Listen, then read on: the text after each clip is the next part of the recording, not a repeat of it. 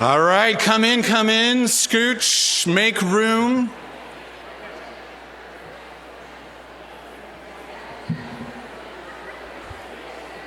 There is a balcony. When I was a kid, I asked my dad every Sunday, can we sit in the balcony? The answer is always no. Nope, Nate, we're gonna sit over here. We're gonna sit at the front, Nate, that's what we're gonna do. Does everybody have a seat?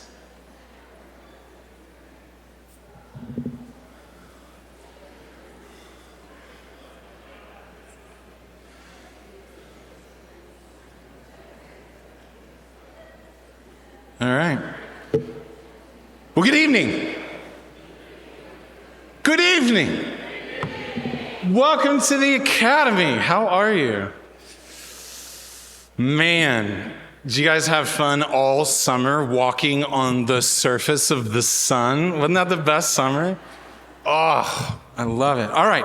I want to get going. I want to pray us in and then slowly settle into this evening with something of a welcome. Would you join me in prayer? Oh, Lord, support us all the day long until the shadows lengthen and the evening comes and the busy world is hushed and the fever of life is over and our work is done. And then in thy mercy, grant us a safe lodging and a holy rest and peace at the last. Amen. Amen. Well, good evening, this seventh day of the octave of the Feast of the Transfiguration. Yep. Can I get a glory be? Hey, what's up? Speaking of what's up, so since I have a confession to make, every time I come up to a pulpit, I come up to pulpits all the time. And since June, every time I come up to a pulpit, I'm going to get to the talk here in a minute. I have the opening track of Maverick in my head. You know the bell. There's the bell tolling. Dun, dun, dun, dun, dun, dun. Like this is like my F-18 up here.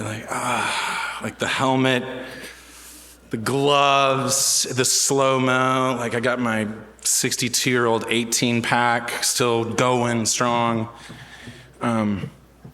Anyway, it's been happening since June. It happened just now, and I wanted you to know about it.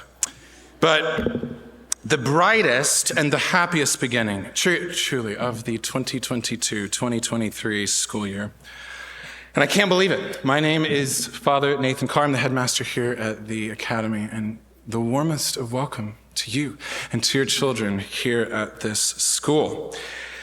And like I said, I can't believe it. I mean, most of you kind of know the story. A handful of kids, a handful of the best and brightest teachers ever threw something together in 2004, and it has grown to this year to being an 850-person school because of a big, fat culture rooted in a way of life that gives us forever to be the one church of Jesus Christ. So, grace to you this evening. Before I forget, a resounding thank you, by the way, a thank you to the individuals, they are everywhere, and the teachers and the admin and the board members and the parents and First Baptist Church, all of whom made this night and 1,000 other nights possible. You're such a festive bunch, and I love you. And I think we all should carry that spirit into how we care for our teachers this year, to just rest in God's good providence and to join us in this return to the fundamentals of a Christian education in classics. So, here we go. In view of tonight's theme, classically rooted, I want to read to you a page, it's just a portion of a page, from the last page. So it's a paragraph from the last page of The Return of the King. So this is Tolkien. So I have Elijah Wood, right, in my imagination. He's bleeding, he's always bleeding, he's always stumbling, he's always falling in water. And so he's coming down this huge lava mountain somewhere in southeastern Middle Earth, right? And this is the scene. And so the ring is destroyed. This is good news. The Shire has been saved, and he and Sam are coming, and they realize that they've just walked through 3 Peter Jackson films, so they're worn out. They're worn, it's like blood everywhere, lava everywhere, you can see the scene. And they realize that they are not going, they have to part ways. 3 Peter Jackson films later, they have to part ways. And so I just want to read and make 2 comments on this. This is so fun. So this is Samwise Gamgee. He says, right, Sauron is vanquished. Oh, it's so great. "Where are you going, master?" cried Sam, though at last he understood really what was happening. I love that. "To the havens, Sam," said Frodo. "And I can't come?" asks Sam. "No, Sam, not yet anyway, not further than the havens. Though you two were a ring bearer, if only for a little while, your time may come. Oh, do not be too sad, Sam. You cannot always be torn in 2. You'll have to be one and whole for many years. Oh, you have so much to enjoy and to be and to do." "But," said Sam, tears started in his eyes, "I thought you were going to enjoy the Shire too, for years and years after all you have done." "And so I thought too once," said Frodo, "but I have been too deeply hurt, Sam. I tried to save the Shire, and it has been saved, but not for me. It must often be so, Sam. When things are in danger, someone has to give them up, lose them, so that others may keep them. But you are my heir, and all that I had and might have had I leave to you. And also you have Rose and Eleanor, and Frodo lad will come, and Rosie lass, and all the name. It's like the begats of Tolkien, so we're going to jump ahead here. And your hands and your wits will be needed everywhere, Sam. You will be the mayor, of course, as long as you want to be, and the most famous gardener in history, and you will read things out of the Red Book and keep alive the memory of the age that is gone. So that feels like a slum, like these are things you say at 2 a.m. at the slumber party, and, so that people will remember the great danger and so love their beloved land all the more, and that will keep you as busy and as happy as anyone can be as long as your part in the story goes on. So come," says Frodo, "now and ride with me." Frodo rescues what he himself can now never enjoy. And he sends Sam back to tell a story about it. To Sam, he gives everything. To Sam is entrusted all the friends, Merry lass and Frodo lad, all the friends. It is Sam who can now be mayor, Sam to be the gardener, Sam to be the reader of ancient time. What a typo on my notes. Reader of ancient times, so that the power of the story lives on and on to shape generations to come, and his final purpose in all of it is just happiness, happiness, happiness. So this school exists for nothing more English and Latin so that we know how to remember and how to think and how to pray. Logic so that we know how to order our loves. Rhetoric so we can preach the gospel with a life. We read Athanasius so we can get Jesus exactly right. We read Lewis so that we can remember how very alive and how very wild God is. And we teach math so that we can dance with the moon. And we read poetry so that we can frame our sorrows on something other than psychoses. And we have grammar so that we can write stories about how heaven invaded earth, even today. I remembered this page in the Republic, book 4 maybe, where Plato says, even the teaching of music, if you change it, will change how the laws are made. So be careful how you change the teaching of music. And as someone who almost rapped Nelly tonight, I was like, I don't know, Plato. I mean, I kind of like rap a lot. So, we have little interest in anything else. And who is to carry this story forward? This is my last point. Who? Who are we going to entrust this mess to? A lot of you parents, you feeling like Frodo, like, I don't think I'm going to get there. Sam, Once you go back, there's a lot of lava in this scene. So I'm going to go to the Havens. To whom shall we entrust the gardening and the storytelling and the mayor of the Shire? Is to kids, is to normal kids. Some of those kids look like a little dimpled Hispanic son of mine with a heavy lisp, forcing W's for his R's, and sleeping in a bed of plastic dinosaurs. That might be the hobbit to whom it's all entrusted. Or I've got a bespectacled little energy ball with a violent temper who says, I love you, Dad, every single day. We should entrust it to him. And there's another little girl in my life. Hundreds prayed for her. She's a future stand-up comic, and she can't stand it if mom's, more than 3 feet away from her. Maybe that, I could go on and on. My kids, your kids, they're just kids. They're kids. My son, does a million annotations in the Republic with LOL and OMG, and then he wants to go to, Kid Leroy concert, and then he writes an essay off the top of his head about Plato. They're just kids. They're your kids. But all of this stuff, it spills out from under their beds, and it fills their imaginations, and they're able to immediately sing in Benedict's Cave the entire Kyrie from Evensong. And then the moment we get home, jump in their car, go to pickleball at 11 p.m. while screaming Rihanna out the window. Because when she sings that middle chorus in Coldplay, it just crushes. It's so singable. So if you want in to the greater glory of God, we're going to tell you that story tonight and every night in this year. This thing is alive because Jesus is alive.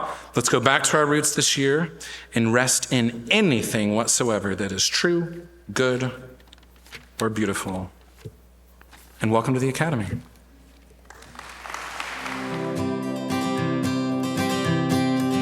Hello all from the Academy Admissions Department. For those of you that I haven't had the pleasure of meeting, I'm Christina Hughes, the new admissions director, and I have with me Lindy Beswick, our talented South Campus coordinator, and Lori Collins, our fantastic North Campus coordinator.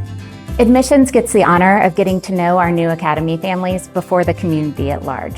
I'm beyond excited for you all to meet and get to know each and every one of our new families. They're pretty awesome. So returning families, reach out and get to know our amazing new families.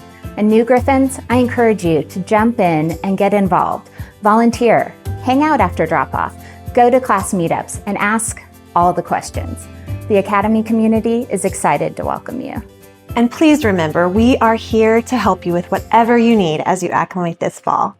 We want each and every one of your children to flourish this year and every year following. We consider it an honor that we've been able to help you find our school, introduce you to the beauty of classical Christian education, and get to partner with you in forming your child's love for the true, the good, and the beautiful. In some ways, we feel like we get to be God's helpers, guiding wonderful families like you to our doors. Calling ourselves angels, but if the wings fit. In all seriousness, we have prayed for you and your families this year, that the Lord opens new opportunities and provides blessings for your family through our school. We are so thankful you are here. Remember that our doors and our inboxes are always open for anything that you need. Thank you, Academy families. What a blessing you are to our school. And go Griffins!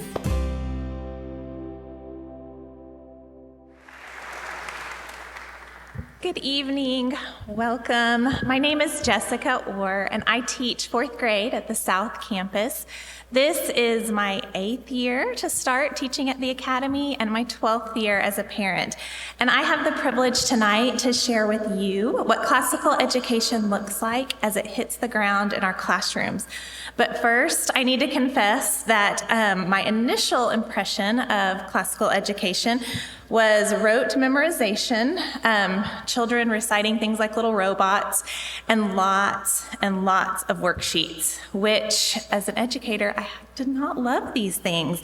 So, needless to say, when our daughter was starting kindergarten and we were trying to decide where to send her, we chose the Academy purely because of this crazy thing called the blended model. You guys ever heard of that? And not because it was a classical school. which is kind of funny because 12 years in, I would say that the fact that it's a classical school is one of my favorite things and the most beautiful things here. What I saw when we began this journey was a depth and a love of learning in my own children, and then later that followed in my students that I had never seen before in any other place that I'd worked. And I was hooked, honestly. It was very different and very impressive to me. As many of you guys know, as you've found our school or researched our school, the classical education model has 3 cycles. It kind of starts ancient, then medieval, then modern time periods of history, and then that cycle repeats 3 full times over the course of your K through 12th grade education. The grammar years, where I live, this is where I spend most of my time, this is where we begin to really lay the foundation, learn a lot of information for things that are going to come, the deeper learning that's going to come later on down the road. And this is where our younger students, for those of you who have the pre-K through 12 range, these are the things you're going to see. Your kids are going to be seeing God in creation as they start studying the ancient world. They're going to be following these amazing men and women of the Bible and learning their story from the Jesus Storybook Bible. You're going to read it again and go, oh, this is so good. This is so sweet. These are the fun things about that age. They're learning that God is a God of order and design as they start learning their basic math facts and the phonograms. You guys know the phonograms if you've been here. They're going to put them together to build words, and then those words become whole books that they read. Parents, you guys know this is an exciting time in the life of our little ones. Later, as you move into the 3rd through 5th grade, this is where they're going to kind of move from the medieval on into the modern era, and they're going to see things like the Romans and the Greeks. You're going to be talking about those things at your dinner table, the impact of slavery, and on into the modern era. And the literature books that we're reading, most of you, I know this was my reaction, is, oh my goodness, I can't believe my kids are learning these things. Our literature books track right along with these time periods, and they put the kids in the middle of the things that they're learning. At the same time they're studying all this in history and Bible, they're also developing as writers, pretty impressively.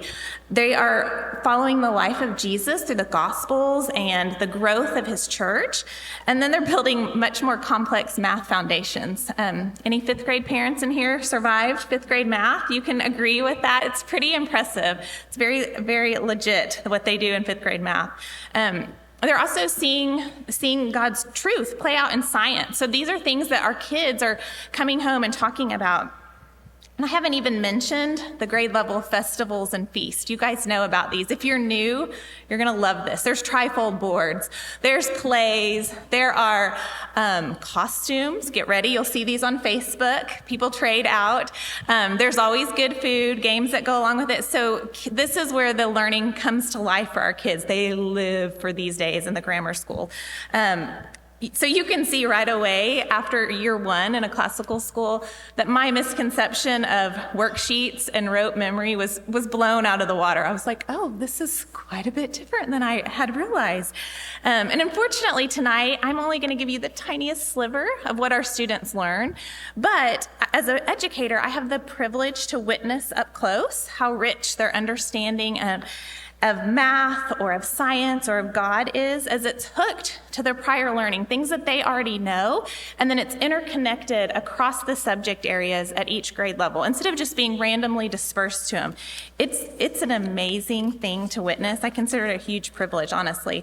And all of this in the grammar years serves to lay an amazing foundation for our next level, which is the dialectic students, where they're encouraged to take all of these things that they've learned and then ask the hard questions. They can ask their teachers. It gives you a little break sometimes, parents. And they start building relationships between the things that they're learning. Later, this is followed by the rhetoric years, our high school years, where they focus all of that learning and they begin to communicate those things and express them with excellence. And in fact, later on tonight, you're going to hear from some of our rhetoric students. I think you'll really see this embodied in the things that they share. And honestly, classical education, it's a beautiful tapestry to see unfold in the lives of our children. I'm so glad you guys are here to do this again and to build this together with us. Thank you. Hello, my name is Suzanne Morrison, and I'm the district music coordinator as well as the choral director at the Rhetoric School and at North Dialectic. I'm Ashley Hensley, and I teach grammar art classes. I'm Avery Stevens, and I teach theater at the Rhetoric School and North Dialectic. Our fine arts department at the Academy is growing in truth, goodness, and beauty year by year. In each fine art discipline, we see the classical Christian curriculum come to life and expressed in unique ways. Our talented students are constantly amazing us as they correlate what they are learning in our classrooms with every other subject area. The fine arts is a place where truth grounds us, goodness guides us, and beauty compels us to create, express, and experience as image bearers of our God. Teaching art using the classical techniques means guiding our students to see and observe the world around them and to take part in the sacred act of creation. Our students gain confidence and really learn that creativity is not something that is given to just a precious few, but something that's hidden in the hearts of all people.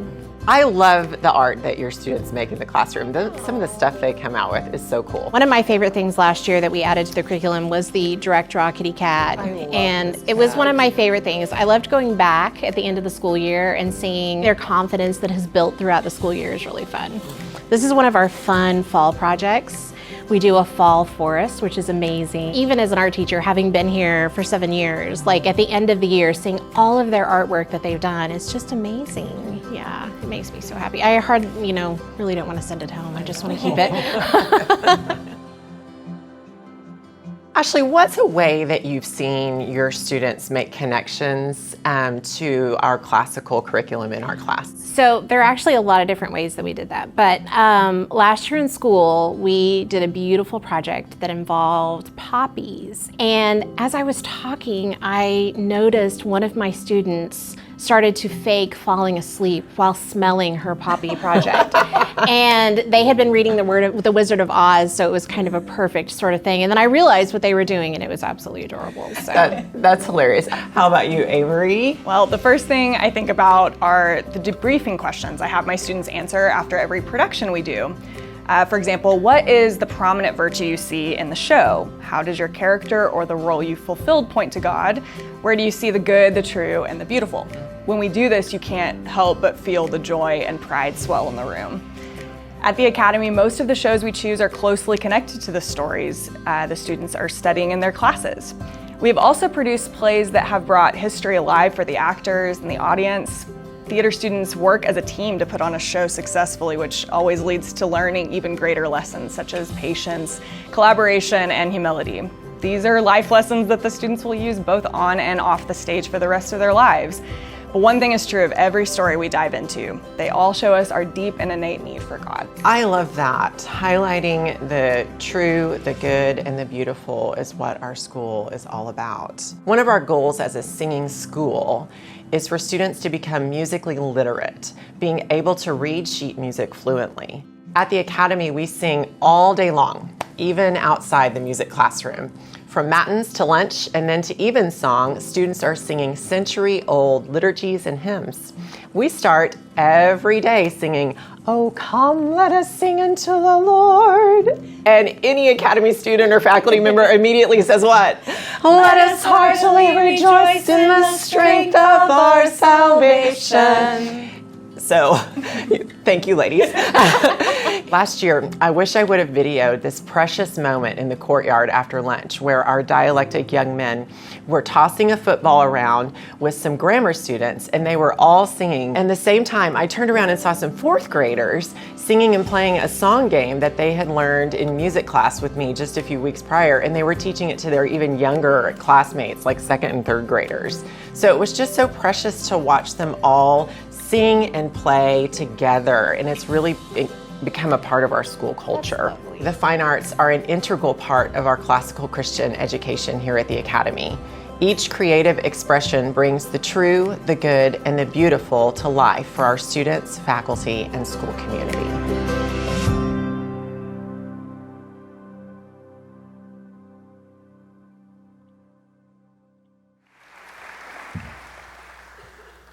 Well, good evening, friends. My name is Stephen Taylor, and I'm the assistant headmaster here at the Academy. I oversee business and operations.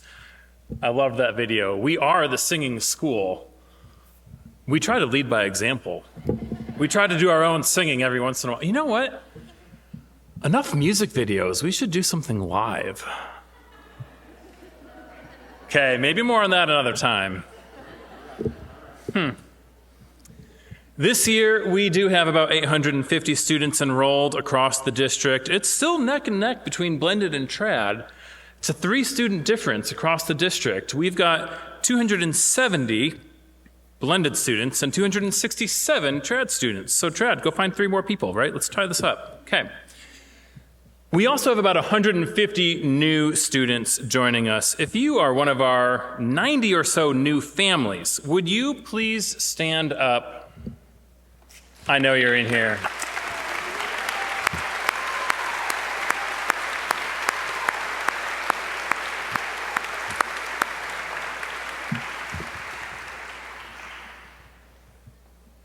Okay, and now I do this every year, but I'm going to do it again. Everyone else, stand up. All of you came back for at least one more year. Thank you. Okay, we're glad you're here. We also have 31 new employees joining us this year. From the classroom to the business office, we are deeply thankful for our newest team members. You may have read a headline or two about the national crisis teacher shortage. That's a thing. So yes, we are thankful that you are here, those 31 of you. This is a big deal. We have filled every faculty position with a highly qualified teacher. We could not be more excited for the staff that we have had join us in this mission of being classically rooted this year. Welcome aboard. That said, it's not too late for you to join our team. Would you like to occasionally take on guest teaching at the Academy? We don't have substitutes, we have guest teachers. That could be you. Or perhaps you'd like to aid our teachers in the classroom. There's 2 lucky people in this room who could be an aide in the classroom. Maybe coaching is more your speed, or better yet, maybe someone in this room, had a childhood dream of being a bus driver. I could make your dream come true. This could be the year, friend. Check out our webpage for the last few opportunities to join the Academy for the 22-23 school year. Needless to say, it's been a busy summer, filled with hiring, filled with admissions, filled with all the things. But after 3 years of nonstop, quick pivots, we're thankful to be entering a season of dwelling richly in our culture, our identity as a classically rooted school. In fact, over the summer, I was counting it up yesterday, I think we had about 75 teachers participate in one conference or another or some form of training. I counted up over 2,200 hours of summertime classical training, from specialized curriculum studies to the annual conference for the Society of Classical Learning, to responsive classroom training, and so much more. We love that we were able to provide our teachers with these opportunities, and that doesn't even take into account our August in-service. Okay, quick note, security. Many of you emailed us over the summer, asking questions, offering ideas. We read every single one of those emails. This summer, we also contracted with Centurion Consulting to provide an audit of each campus's security. And we are in the process of reviewing those audits and identifying the key opportunities to improve our policies, our procedures, and even our facilities. Some of these changes are already in place, others are still under development. Coming soon will be an opportunity to learn how friends of the Academy, including you in this room, can join us in maintaining constant vigilance, ensuring the safety of our children in our school. More on that another time. Okay, let's talk about some renovations. This was a busy summer. South Campus saw a few changes. So grateful for the donors who pulled together to help make this possible, and you'll get to see it firsthand tomorrow morning at Meet the Teacher. No more smelly carpet. This is a good news. We also had a facelift in a few classrooms, not to mention a final goodbye to our aquarium-themed hallway. I know. At Midtown, we're hard at work on plans for renovating the rest of the second floor. More on that another time, too. And at North, we've added more parking. And our dialectic students will be in 4 new classrooms this year. We received our temporary certificate of occupancy just a few days ago. I mean, I thought about this whole thing where I said, what if we did pipe and drape in the old gym for a few days? There's a few of you know what I'm talking about. It's all good. We have our TCO. In fact, speaking of parking lots, this is a good moment to share that we've changed up our North car line now that we have more parking. I'll keep this brief because North parents, you will learn more tomorrow morning, but sometimes we have to be told things 2 or 3 or 4 or 5 or 6 times. So let me just peel off one of those 6 layers. Oh, you can't really see it. I'm just going to point out a couple of quick things. The red U is the main car line loop. If you have a grammar student, that is your loop. If you have a grammar and dialectic student, that is your loop. If you have a dialectic only family, 6th, 7th, and 8th grade only, that is not your loop. If you have 6th, 7th, 8th grade only, northeast corner, new parking lot, green and blue arrows, you'll get to study that more closely tomorrow. That's your spot if you're 6th, 7th, 8th grade only. If you show up in that parking lot looking for a kindergartner, we will send you to the back of the car line. It's the worst punishment ever.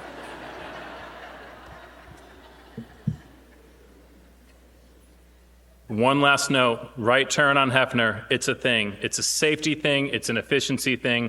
Right turn on Hefner, the block is not that big. You can do it. Okay, that was my car line aside. Find where I was in my notes. Tomorrow, more detailed instructions. Oh yeah, one more thing about car line. Early pickup option next week only, Wednesday, Thursday, Friday, North Campus. Early pickup option next week only, 2 p.m. to 2:45 p.m. After 2:45 p.m., you will use the car line. Thank you. Okay. Speaking of car line, how do you have a classically rooted car line? South Campus, I'm giving you 7 minutes of pure gift. North Campus, I'm giving you 25-ish minutes of pure gift. Midtown, I think it's about 3. What should you do while waiting in this classically rooted car line? Let this be the year of car line liturgies. Pray for your teachers. Do a devotional. Pray for your children. Recite the catechism. Memorize the catechism. Compose Father Carr's next music video lyrics. Read a book. Read one of the books that your children are reading in class. I'm sure you have your own ideas as well. We are grateful for your patience and for following the instructions at Carline Time. Okay, back to campus improvements. There's one that I've not mentioned yet. We have, coming very soon, our brand new district competition gymnasium. As soon as we finish installing that wood floor and a few trim pieces and a few other little odds and ends, we look forward to our first rhetoric games in our new competition facility. It's so close I can smell it, in fact, literally, because those paint fumes are something else. You might even get to experience that tomorrow morning. Okay, on that note, I would like to turn the floor over to our athletics department. Thank you very much.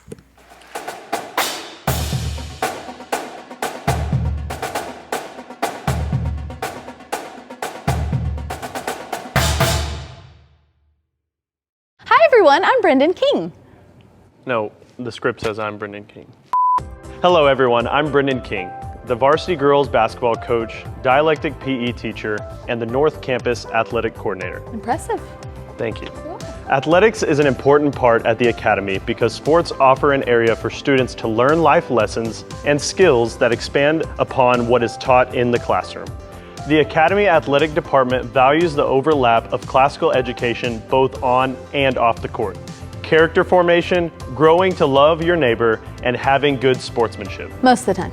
All the time.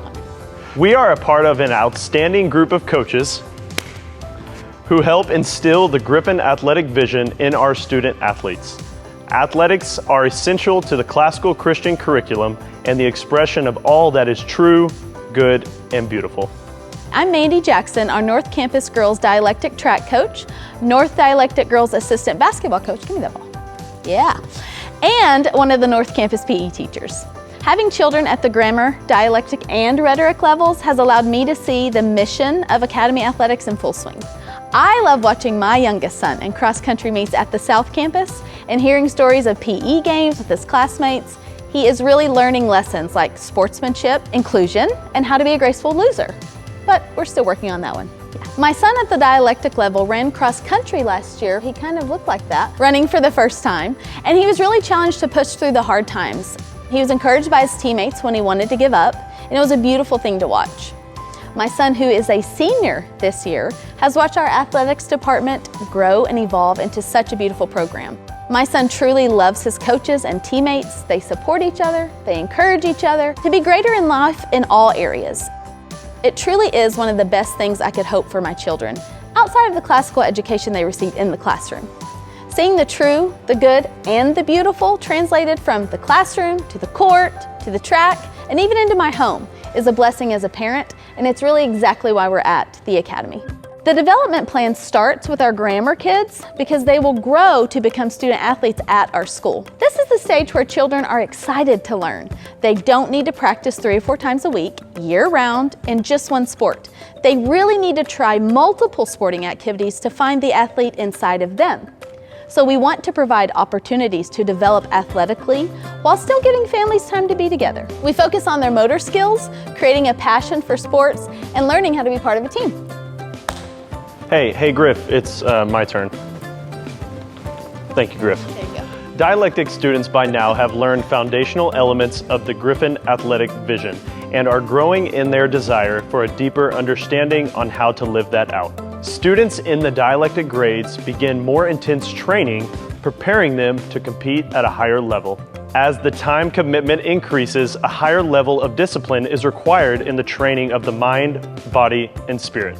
Rhetoric students focus on learning to pursue excellence in all they do. This is where we train our students to compete, yet learn to give of themselves for the betterment of the team, and to live up to their full potential.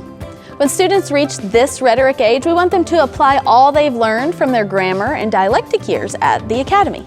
They know and understand the meaning of teamwork and appreciate the support given by family and friends.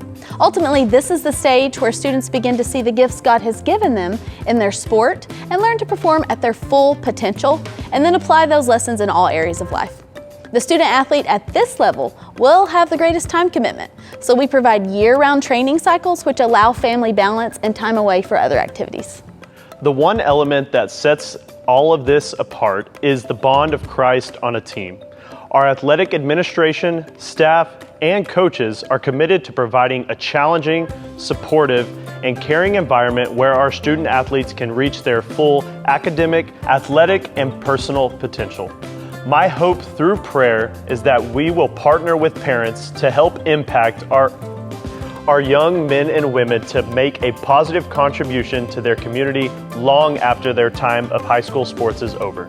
We are excited for another successful year in athletics, and we cannot wait for you to join us. Go Griffins!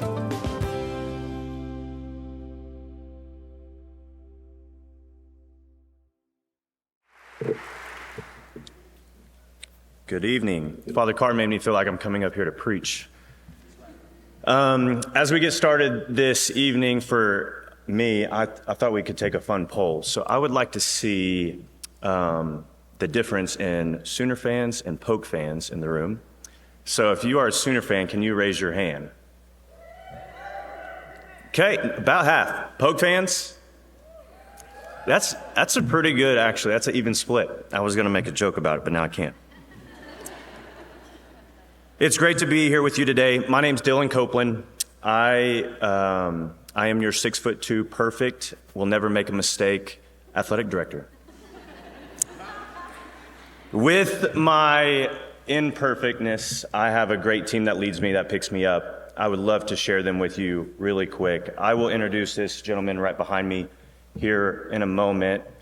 I have two specifically, my loving little brother, as you saw in the screen, Brendan King. Please stand, wave to him.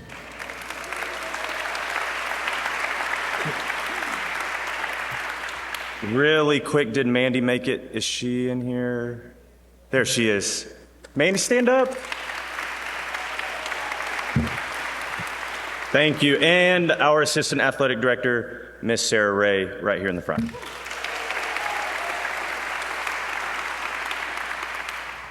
I love the way that Brendan and Mandy just walked us through the three classical stages that that's reflected in sports. Our grammar level, the basics, falling in love with sports.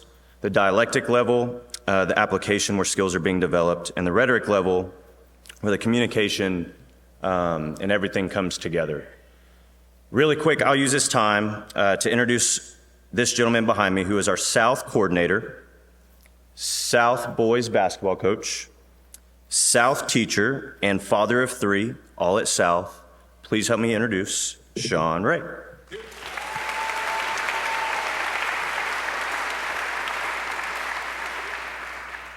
Thank you, Dylan. Good evening. I'm really glad to be here. See lots of familiar faces. And I also am, for the first time since I've been associated with the school, going to be in a classroom at South Campus. So I am one of those highly qualified teachers that Stephen was speaking about, right? Although I was told I don't have to help with car lines, so. Well, I'm very excited for this school year. Aside from my own classroom, I'm excited for the upcoming seasons for Griffin Athletics. So I've had the great privilege of being associated with the school in some capacity for 12 years now. And during that time, my wife, Sarah is my wife, if you don't know, we've had a hands-on view of the growth of our still young athletic program. And with that growth comes a need for change. So I was able to coach the Academy's first basketball team 6 years ago.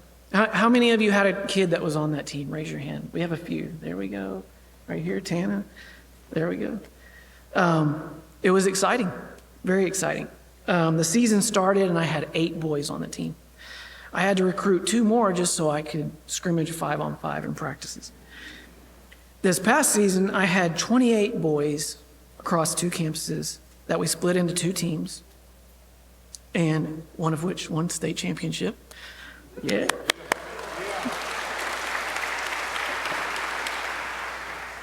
But this was just one sign of how much the school has grown in that short time. So this year, for the first time, each campus will field their own sports teams for dialectic athletics when possible. These teams will also be served by an athletic coordinator dedicated to each campus. I'm very proud to serve in that position at our South Campus. As you heard, Brendan King will serve in that position at our North Campus. Again, I'm thrilled to have more of a presence at South, not just as a science teacher and not just as the parent of 3 students and a basketball coach, but as a liaison for all of you South families to all things athletics for your grammar and dialectic students.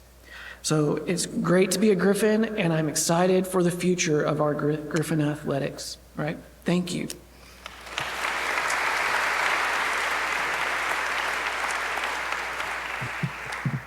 Thank you, Sean. This is great. I just look up and I love seeing people here. I'm one of the new ones as well. I was hired in May and I haven't seen a student or anyone in the building lately outside of our staff that's been here, and it's just kind of exciting to stand up here and see it all come together. It's really special. The bond that we have in Christ is what I desire so much that separates us apart. It is my prayer that we are showing God's grace through our athletes, through our players, our coaches, our teachers, our competition, and our parents. Using our athletic platform that we have with the Academy across our uniform or jersey in competition is just a small piece of the classical education. Again, my prayer in this athletic department is not only can we influence a student outside of the classroom, but also helps the students develop inside the classroom. The rich culture here at the Academy that I found out so fast is what keeps us rooted. And I have actually brought a very special friend with me today. His name is Griff.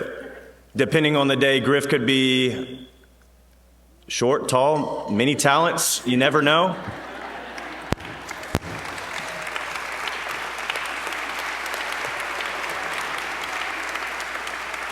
As Griff gets set up this on stage, he's going to perform a very special talent for us today, and me and Sean Ray are going to throw out a couple shirts as we get ready.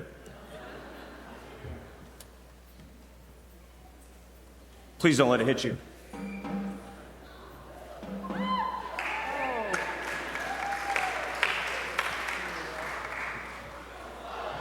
Oh.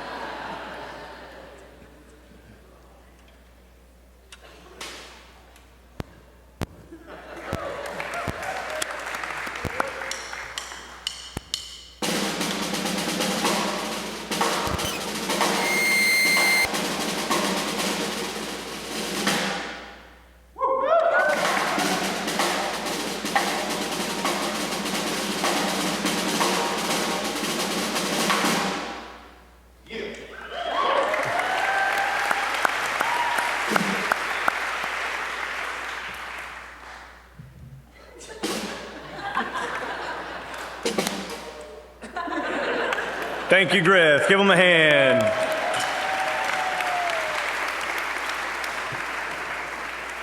As I begin to introduce our culture and events to you, please refer to your parent booklet, as we have a few FAQs in there considering our band app that we use for athletics. It's really useful and where we communicate with parents, scheduling, and many other things. Please know we are praying for you, and we are excited for another great year academically and athletically. I hope that you are blessed, and we will continue to pray for you. Thank you. Welcome back, parents. I'm Jamie Howell, the Culture and Events Manager at the Academy. I'd love to introduce you to our Culture and Events team and tell you about a few things that we're looking forward to this year. I am especially excited to welcome 2 new members to the Culture and Events team. I'm Hillary Clark, and I'll be working with Jamie as the co-coordinator of Culture and Events at the North Campus. I'm Megan Brown. I am the newest member of the team. I had the privilege of meeting our rhetoric prefects at the prefect retreat, and I am so excited to be working with your students. We are so excited about this team. I'm Dana Smith. This is my 2nd year, and I can't wait to serve all of you at South Campus and at our school. Consider us your campus liaisons. We love getting to know you and being a connection point to help you get involved at each of our campuses. One of the best ways to get connected is to volunteer at some of our events or even join our house parent organization. Our House Parent Organization, or HPO, is the Academy version of the PTA. It seeks to support our great house system at each of our campuses. We get to put on all of the fun events like house sorting, feasts, muffins with mom, donuts with dad, and it's one of the very best ways for parents to connect with other fellow Academy parents. We all know that the last couple of years have not been normal, and it's been difficult to establish connections and get to know each other when parents weren't able to be on campus as much. But this is a new year, and we are so excited to work together with you and have you on campus as often as you want to be to serve our students and our staff. Since our mission is to partner together with you, we want you here. We have so many different ways that parents can serve and be involved, all that are mindful of your schedules. We encourage you to sign up, reach out, and let us know that you want to get involved. Speaking of the house system, we just had our Rhetoric Campus house sorting at Chicken and Pickle. It was such a fun time welcoming our incoming freshmen, getting to see old friends, new friends, and have a little bit of inter-house competition. Yeah, and at North and South campuses, we're going back to our roots and hosting sorting night on campus again. We're so thrilled. We have some really fun things planned to receive our new students into their house community. We encourage all of you, not just new but returning families, to stay after Meet the Teacher, offer a big Griffin greeting to our new students, and stay for a fun reception. Back to our roots. I think that happens to be the theme for one of the most favorite events. Yes, it is, Megan. You are right. Blame it all on our roots. We're going to show up in boots, everyone, to the Academy auction on November 4th. Mark your calendars. We'll be back at the farmers market in our cowboy hats and our Wranglers for our biggest fundraiser of the year. Last year's Groovy auction was a huge hit, so you are not going to want to miss this. In fact, we are offering a special discount on tickets tonight. Buy one, get one 50% off for the next 24 hours only, everyone. Stay tuned for a text tonight and click the link to get your discounted tickets. You don't want to miss this. Our team exists to build culture and sustain relationships for students, parents, and teachers for the purpose of providing lifelong established relationships. Academy events especially have the ability to promote community and culture that is unique to a classical Christian education. I love how the mission of the Academy shines through in the events that we host throughout the year. In the Culture and Events team, we are committed to assisting parents in shaping the affections of our students towards the transcendent. We strive to shape a unique culture in our student body that will impact their lives for a lifetime while having fun. You may wonder why we're sitting at this table. We wanted you to see a little bit of what a feast is like that your students will experience. This very unique experience that is unique to classical Christian education and that is a favorite event of all of our students and staff alike. The Culture and Events team is always brainstorming ideas to protect the classical culture of the school. We want to guard the culture of the school, and that means protecting good traditions and thinking to rework them to make them better. It is an honor for our team to serve the school by planning events that mark time in a way that is unique to classical education. Classical education nods and remembers and points towards things that are timeless, and we love to have that influence over our celebrations and everything that we do. And although we're 3 different campuses, each with our own unique culture, we are all committed to helping our students love the true, the good, and the beautiful in everything that we do. And with that, on behalf of our entire Culture and Events team, everyone, cheers to our classical roots and to a good year.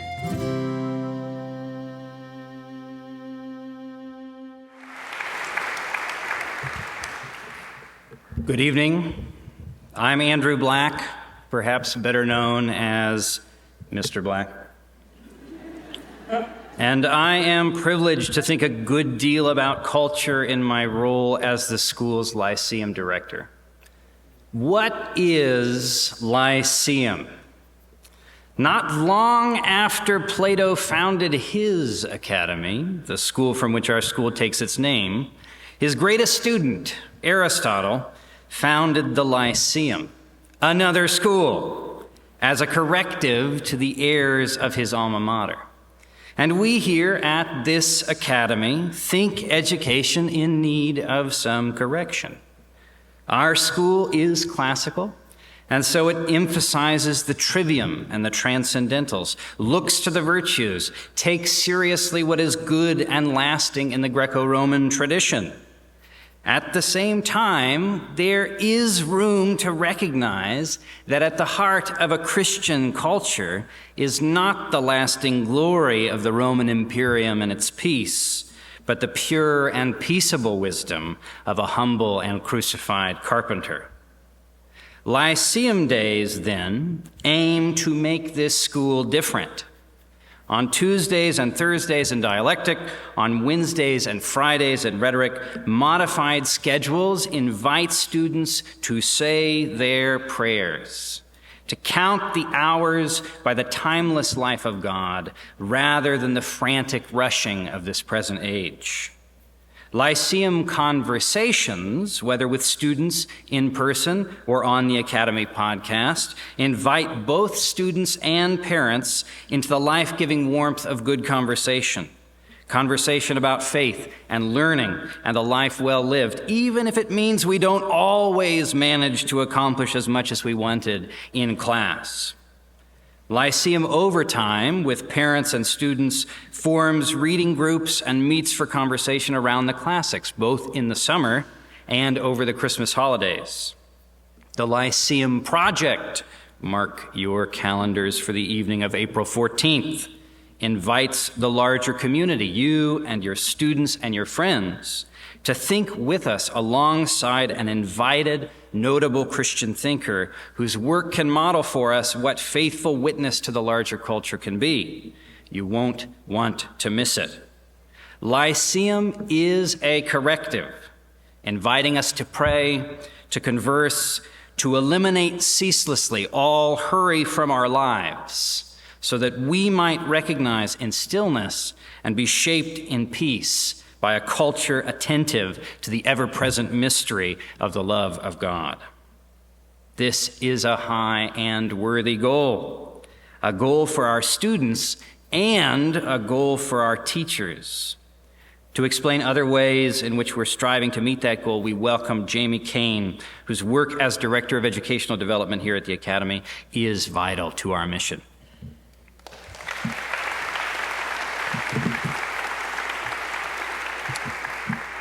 Thank you, Mr. Black. Welcome. And my name is Jamie Kane, as he said. And when my head hits the pillow tonight, I will have finished my 12th day as one of those 31 new employees that Mr. Taylor mentioned a few minutes ago. When we think about curriculum, which is one piece of my responsibility at the Academy, you probably think about content, course materials, books, systems that a school uses in the classroom. And content does matter. So the Academy tries hard and works hard to choose the best available books and systems to fulfill our calling, which is our school's mission. But being classically rooted means that we know the Academy isn't a class set of books or curriculum. It's really a community of teachers gathered around a common goal, in our case, to see children grow to love the good, the true, and the beautiful. And our students learn as much or more from teachers who put the flesh and bone on that mission, who embody the kind of life we want our students to enjoy, as they do from the course materials, which are, in fact, really tools in the hands of artists. And that's what our teachers are. They're inviting our students to connect to a rich tradition of words and art and song that only makes sense because, as Father Carr said, Jesus is alive. He is the living Word.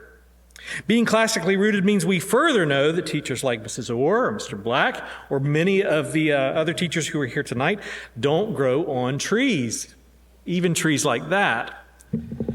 They don't grow on trees. In fact, we can't order up a dialectic science master and get free 2-day shipping from your favorite online vendor. No, we have to hire teachers, or call them, if you will, to teach here, where they'll be challenged to grow along with their students, and where they will meet their students, as Mr. Black told new teachers last week, in mutual vulnerability and full attention, where their goal will not just be college acceptance and productive citizenship, but attentive participation in lifelong worship of the triune God. My job is helping teachers become those kind of teachers, encouraging and supporting their work and learning through the year. So we offer teachers initial preparation, like the in-service that we just finished, a new teacher induction. We offer regular training through the year from their fellow teachers who offer mentoring and advice. We offer continuing education opportunities, such as Mr. Taylor mentioned, conferences and curriculum-specific training and visiting speakers, as well as an Academy-created certification program that's now underway. And as simple as it sounds, we offer a festive approach to life and work together, an invitation to a table like you saw in that video a few moments ago, where teachers can grow in love and fellowship together through shared meals and conversation, community prayers, service, and more. What we envision is a faculty of friends who love the truth, goodness, and beauty together, and they look with joy and anticipation toward the ultimate festival, the marriage festival of the Lamb. And that anticipation includes you, parents. You have been and will continue to be your child's teacher, blended or trad, grammar or rhetoric. Take joy in that fact. And I encourage you to welcome your teachers, your child's teachers, as fellow laborers, journeyers on the same path. Listen to them. Read their emails. Ask them questions so that you can find ways to engage your child on his or her educational journey. And let communication go the other way. Share with your child's teachers what you see happening in your child, joys and sorrows. Be fellow travelers. If you'd like to lean further in, consider joining us for one or more of our Parent U sessions this year. This series pops the hood on some of our curriculum, our principles and methods of teaching, and more. And if you'd like to lean even further in, you might consider joining our faculty. If you've noticed something, parents sometimes find their way into a classroom. So talk to me later about that. Bringing up children is an arduous journey. Would you agree? The road goes ever on and on, kind of like 100-degree days in Oklahoma. But we're traveling together toward a beautiful shared vision. And we get a chance to see a glimpse of it now as some of our students, children in this community who are growing in grace and mercy and the nurture and admonition of the Lord, tell us a bit about their educational journey and how it's launched them across an ocean and even back in time.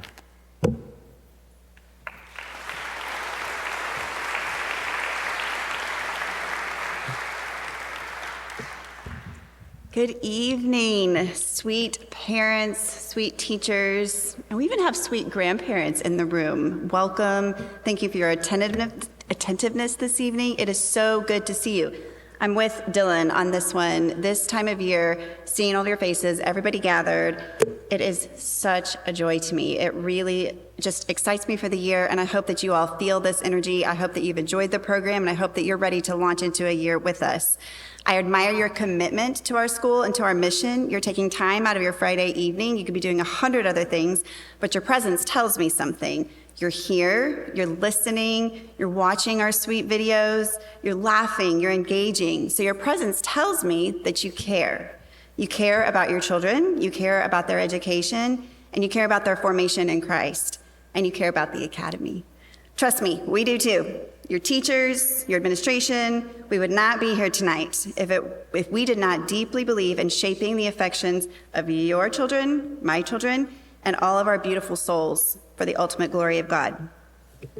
For those of you who do not know me, I'm Kristen Manstreck, Chief of Staff at the Academy. I've had the privilege of serving for about 11 years now. What an honor to stand here today. A brief story. About 2 years ago, March 2020 to be exact, we had an entire trip of students and parents arranged to head to Italy. That trip was so well planned, right down to every single detail. It was going to be epic. Many of you have read Proverbs 16:9. The heart of man plans his way, but the Lord establishes his steps. The Lord established our steps that year. We did not take any. We took 0 steps in Italy. But there was great purpose in that, no doubt. This year, however, by the grace of God, our steps were established. In June, we took a group of rhetoric students to Italy for our very first Academy pilgrimage. As quoted by our poetic tour guide, Jesse Blackwood, a pilgrimage is a special kind of journey. It's one that captures the essence of Christian communities, the beauty of historic places, and our shared Christian journey towards God. Our rhetoric students spend years submersed in our classical Christian education. They've studied our vast curriculum. They've read great books. They've actively engaged with our professors in understanding our classical roots. So they learn about Michelangelo and the years crafting David. And then they got to stand before David. And that's a whole new dimension. It's a whole new perspective. Pilgrimage allows our students to experience the convergence of classical and Christian curriculum as they literally stand on the ground from which most all of it began. If it hasn't been clear this evening, we care about our classical roots, and we care about the formation of our student souls. Tonight, I'm so excited, you guys. We have 2 students who attended our Italy pilgrimage. We'd love to share with you how classical Christian education extends beyond the classroom walls. Would you please welcome Jay Abbott and Elise Stutz.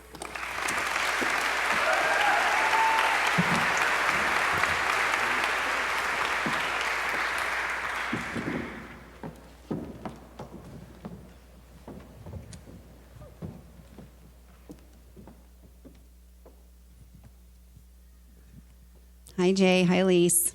Hi. How are you guys doing? Good. You feeling all right? You can talk on the mic. It's all right. Yeah. Okay, good. Great. Are we nervous at all? A little bit, yeah. Okay, it's all right. Just pretend you're talking to me. They guys, I told them, I was like, just bring a pen. They're gonna want your autograph after this. These kids are incredible, and you're gonna hear from them. Okay, so this is gonna be a little bit of an interview style. I just thought it'd be fun for you all to hear a dose from 2 of our students of our week that we had in Italy. So, first question, sweet Elise and Jay. What were some of your favorite Italy moments?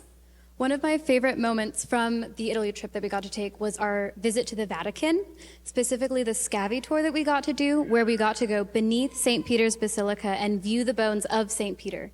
And in that moment, it really hit me that St. Peter was quite literally the rock beneath St. Peter's Basilica, and that was an amazing experience. Awesome. Well said. Yeah, that was awesome. I kind of had two favorite moments on our trip. My first was visiting the Uffizi Museum in Florence, Italy, where we got to see this painting, Primavera by Botticelli, which is one of my favorite paintings of all time. So it was an incredible experience just to be there. And another stop on our trip that I really loved was St. Benedict's original monastery in Subiaco, which was built on top of the cave where he lived for 3 years in isolation. So that was really awesome. That was so awesome. So if any of you have read Man of Blessing, our 7th graders, in fact, they read it at the academy, and I read it alongside my 7th grader last year. Anyway, so just to be in the cave, in the monastery, and touch it, and he spent years there. Like, it's amazing how it comes to life. So I agree with you, Jay. That was phenomenal. Okay, second question. How did you experience the benefit of a classical Christian education while in Italy? One of the ways I saw the benefit of my classical education was when we were hearing from our amazing tour guides about the different pieces of art we were looking at or the different buildings we were walking by. I already had a basic understanding of the things they were telling me. So I knew when they talked about Michelangelo's David, I knew about Michelangelo, and I knew what time it took him to spend on that amazing sculpture. Yeah, awesome. So yeah, in addition to knowing a lot about the art and history that we viewed, because of our curriculum, it was a whole different thing to experience it in person. Like Mrs. Mandrake said, being in front of Michelangelo's David was so different from just learning about it in the classroom. And as well, our classical education equips us with the ability to identify the true, the good, and the beautiful in the fine arts. So we were able to see those transcendentals and then have rich discussions about them afterward with the rest of our pilgrimage. Awesome. Thanks, guys. Okay, how did your classical Christian education actually come to life? So the history that we had been taught in the classroom suddenly felt more like stories and far away myths, and they were physical realities that we could reach out and touch. Yeah, and one moment in particular where our classical education came alive is this year we had the opportunity to read Dante's Divine Comedy, and our amazing teacher gave us a great love for Dante. And so one of our classmates brought all 3 books of Dante's Divine Comedy from Norman, Oklahoma, and flew them all the way to Florence, Italy, just so we could read Dante in Dante's house in the city of Florence. So there we are. I believe there's our photo of our students with their Dante books. Yeah. And I think and we I believe also we have a video of Jay reading Dante. Okay, I'm going to read it in English. The temporal and eternal fires, my son, you have now seen, and you have reached a part where I discern no further on my own. I have led you here by strength of mind and art. Take your own pleasure for your leader now. You've left the steep and narrow ways behind. Behold the sun that gleams upon your brow. Behold the grass, the flowers, and the young trees which this land of its own brings forth to grow. While we await the glad and lovely eyes whose weeping made me come to you, you may sit here or walk among them as you please. No longer wait for what I do or say. Your judgment now is free and whole and true. To fail to follow its will would be to stray. Lord of yourself, I crown and admire you. He was speaking English. We're up here, like you can't hear anything. But nonetheless, there you go. You got to see him reading Dante. So, how fun. Do you guys have anything else to add to that question before I move on? Yeah, so in addition to the things we already said, just like Dante in his Divine Comedy, we were on a literal pilgrimage ourselves. And it was cool to experience a journey like Dante's in his Divine Comedy, or Christian in The Pilgrim's Progress, or Odysseus in the Odyssey. And on this journey, we could see like the roots of Western civilization in the temples at Paestum and the city of Pompeii. And it was incredible to see that. Awesome. We did a lot of walking. Pilgrimage also includes a physical component to this. And I believe it was the first full day in Florence. And the students all wanted to know how many steps. So my nifty little watch, we had 21,000 steps that day. And I think we were over 13 miles or something, all from walking and touring. It was awesome. Yeah. But then we ate gelato, so it's like, Totally right. okay. You burn a little calorie and you eat it back. It's so fun. Yeah. Okay. You guys ready to move on? Okay, this question's not about Italy, but I just want to know how you feel about classical Christian education and has it made a difference in your life? Yes, so one of the goals of the school and something that I've seen reflected in my own life is that a classical Christian education shapes you as a person and not just as a student. So we aren't just trained to study hard and earn A's in all of our classes. We aren't just turning out the same students every year. We are growing in our love for God and in our love for the true, the good, and the beautiful, and our ability to see those and identify them. It's amazing. Did you have anything, Elise? Yes. And off of that, focusing on the Christian aspect of our school, they do a great job of making sure that we remember where all things came from. And so that brings to mind one of the catechisms that the grammar students learn, and it is, what is man's chief end? Man's chief end is to glorify God and to enjoy him forever. And these words are more than something that I had to memorize for 4th grade. They are something that I've taken to heart, and on this trip experienced and got to see that, yes, everything that is true and good and beautiful was created by God and for us to enjoy. You guys, I did not pay them to say these things. I tell you, they're incredible. Okay, briefly, any funny, memorable moments you want to share from Italy? There were a lot, but one of my favorites is, so over the course of the pilgrimage, we had a book that our teachers made for us with excerpts from classic pieces of literature in them. And if we memorized an excerpt and recited it in front of a work of art, we got the reward of gelato.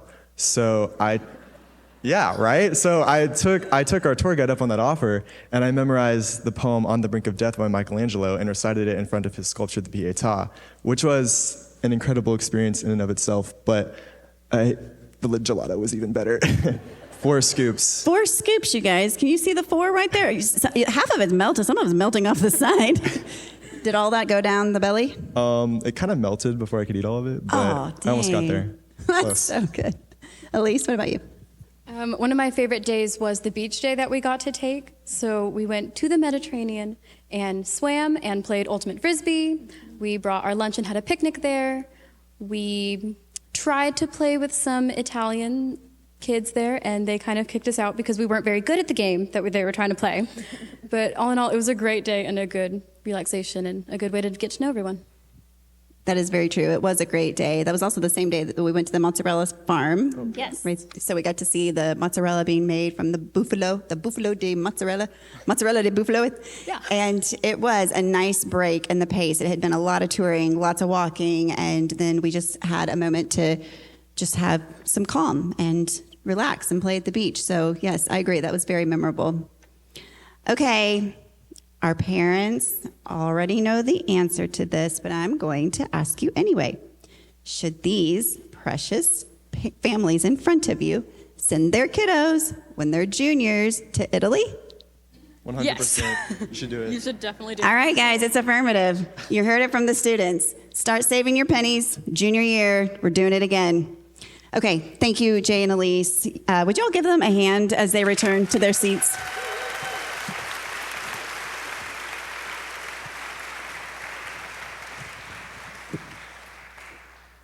By the way, definitely Jay bought that while he was in Italy. Looks sharp, doesn't it, his shirt? Well done, good style. Okay, I can turn this thing off.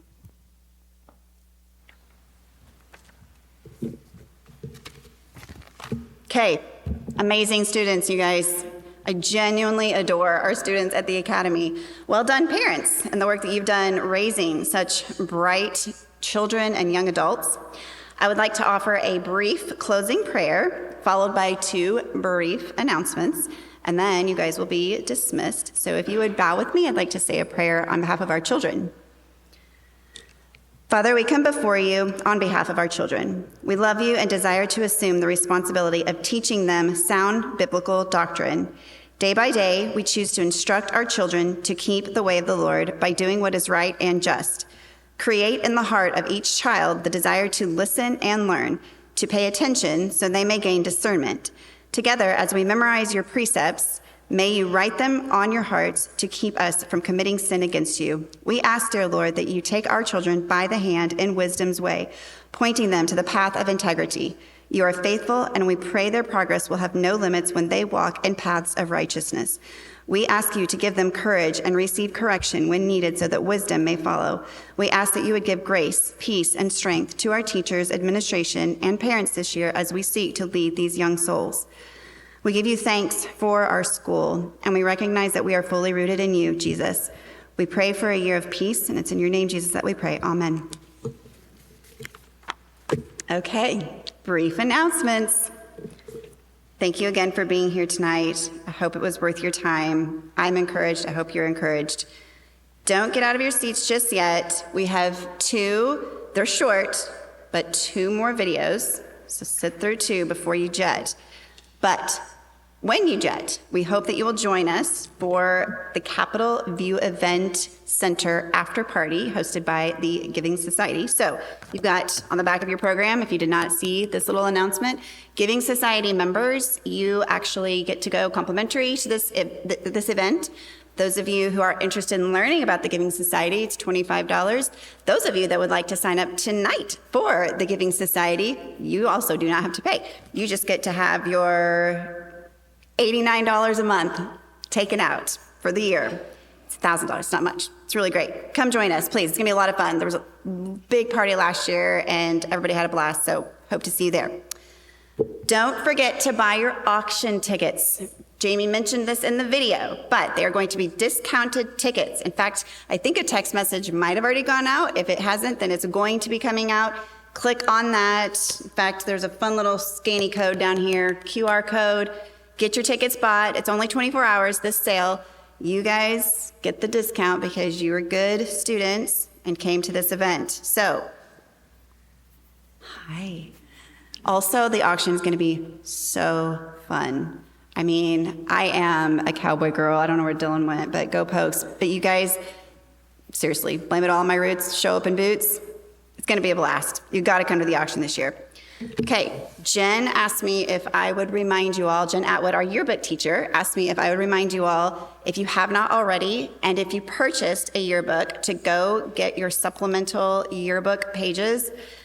She also wanted me to remind you that there's this fun little sticky thing back here that you just peel off and you insert it in the back of your book. So these are the remaining yearbook pages that we were not able to finish out because the yearbooks were distributed at the end of the year and we still had some fun events right after that. So get the fun events, stick them in, pick them up, they'll check your name off for those of you that purchased one. 2 videos, and then you guys get to go. God bless you. Thank you so much for being here. Love to you. Projection. I can project. Hello, my name is Suzanne Morrison. The North Campus. Sorry. Yeah, that's okay. Hold on. Yeah, that's a lot for you to say. Is that still one paragraph? I got the idea that this was gonna be like very professional. Pictures already, and I'll run the. Hello, all from the Academy. Is that the beginning? That's our new motto. Griffins for parents. Introduce you to the beauty of classical. I feel like I was like. I know. And you had to say a lot of words, but. Cheers.